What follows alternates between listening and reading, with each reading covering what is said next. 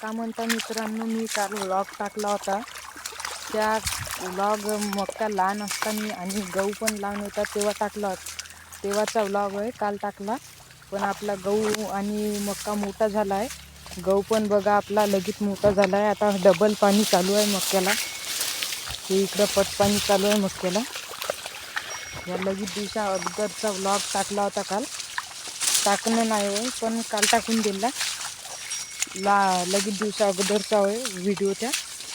आज पाणी देतो डबल मक्याला.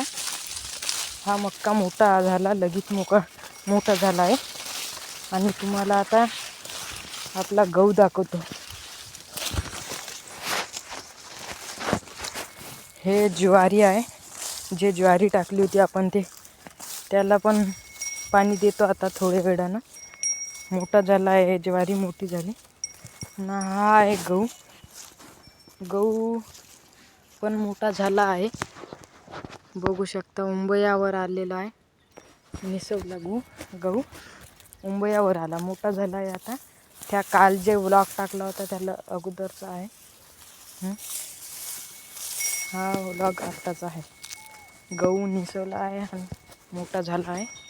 आता मक्याला पाणी देत आहोत. हे ज्वारी आहे आपली. बैल आपली इकडं बांधून आहे. बरं, इथं पण आपल्याला मक्का पेरायचा आहे पराठी काढून. बैल चारणं चालू आहे त्याच जागेवर. आता चारा नाही म्हणून आता त्याच पराठी पूर्ण खाऊन आहे, पण चारा नाही. पण काय करते, बांधायला लागते राव चारा नाही.